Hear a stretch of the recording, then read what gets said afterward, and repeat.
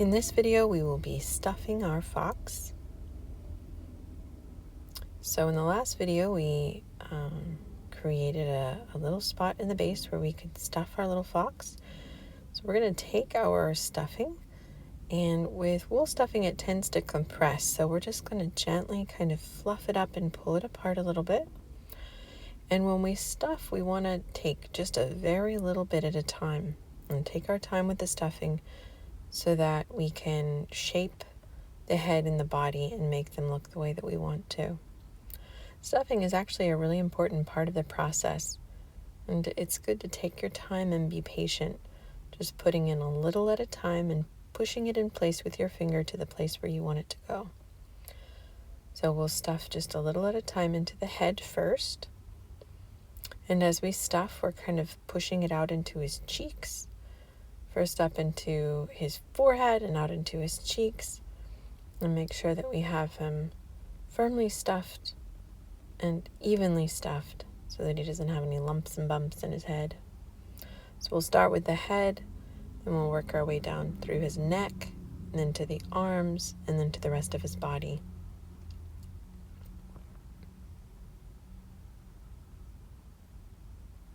And I'm just pushing some of the stuffing into his cheeks to fill out those little cheeks. Wool stuffing does tend to compress over time, so it's better to stuff him a little bit more firmly than less.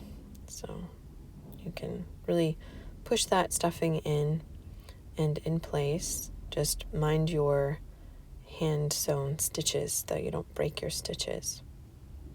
You want to be gentle with your stitches while you're stuffing your fox. So now I'm moving on to putting a little bit of stuffing in his arms and into his neck, making sure I don't have any lumps or empty spots as I go. I'm using my pinky finger to get into those little hands. And I'll just continue working my way from the head down to the neck and the arms and all the way down the body to where the base opening is.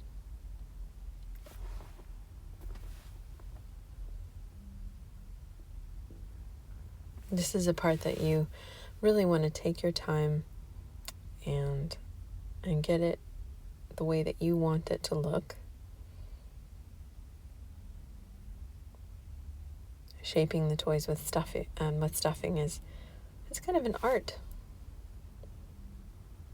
Some toy makers say that it takes them as long to stuff the toy as it does to sew it. I just want to continue kind of fluffing up that fiber as you pull off pieces to press into the body there. I'm getting close to the base.